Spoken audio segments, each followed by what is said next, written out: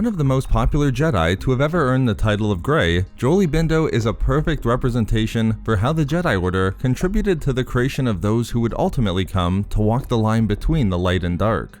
A member of the Order roughly 4,000 years before the Clone War, Jolee's fall to embrace the title of Grey is a tragic one, demonstrating a complete lack of faith in the teachings of the Jedi Order and the wisdom of its High Council. In this video expose, we'll first look at Jolee Bindo's sad path that would result in him leaving the Jedi Order to become a Grey Jedi, someone who didn't see the Force as isolated elements traditionally accepted as the light and dark sides, and then we'll explain how the Jedi Order failed Jolee. Demonstrating that perhaps Jolee was always meant to walk a path isolated from the Jedi Order, his actions were dictated by emotion from an early age, often acting recklessly in the eyes of his fellow Jedi. This was seen when, as a Padawan, Jolee went against the wishes of the Jedi High Council to intervene on the planet of Eucatisse. The Eucatissian king had descended into clear acts of despotism, setting up a blockade of his own planet, thereby causing extreme hardships for the Eucatisse citizenry. When the Republic failed to intervene, Jolee set off on a mission to bring much-needed supplies to the people of the planet. However, Jolee's mission would be cut short when, after running the blockade, his ship was shot down, resulting in the Padawan's capture by the Eucatisse enforcers who served the king. But the mission wasn't a complete loss for Jolee. He would ultimately fall in love with Nayama, who shot down his ship and who oversaw his captivity, and after she helped him escape Eucatisse, Jolee and Nayama were married. This, of course, was judged harshly by many Jedi within the Order and the High Council, as although marriage was not relatively uncommon for Jedi during this era, it was seen as a breach of the Jedi Code. But what would really earn Jolee the ire of the Council was his decision to train Nayama in the ways of the Jedi, recognizing early on that she was strong in the Force.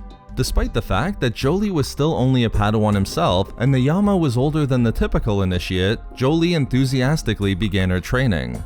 Unfortunately for both Jolee and his wife, this coincided with one of the most difficult periods in the history of the Jedi Order.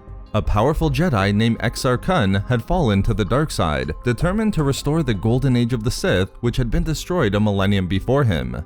With Exar having formed his Brotherhood of the Sith, he was able to lure a large number of Jedi away from the Order to join him and study the recovered techniques of the Sith. One of Exar's earliest recruits would be none other than Nayama herself.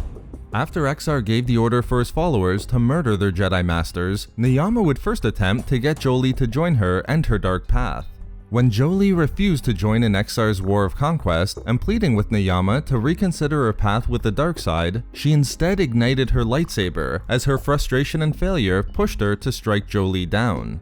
Jolee would eventually emerge victorious, but as he stood over his defeated wife, he found that he couldn't kill her, choosing instead to let her go and rejoin the Sith Brotherhood. It was a decision that would haunt Jolee for the rest of his life. Not only would Nayama go on to personally kill many Jedi in Exar Kun's war, but his wife would ultimately be killed in the end as well, dying in the war's final battle on Yavin 4 before she could be redeemed.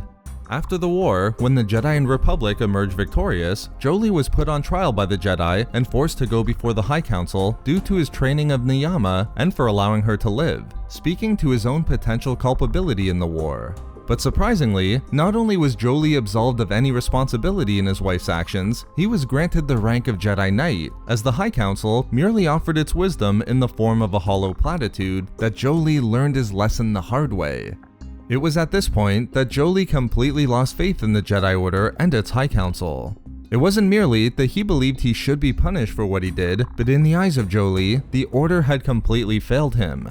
Despite everything that happened, Jolee was still filled with great sorrow and sadness for the loss of his wife, and unsurprisingly, the Jedi Order had nothing to offer him to help him deal with these emotions.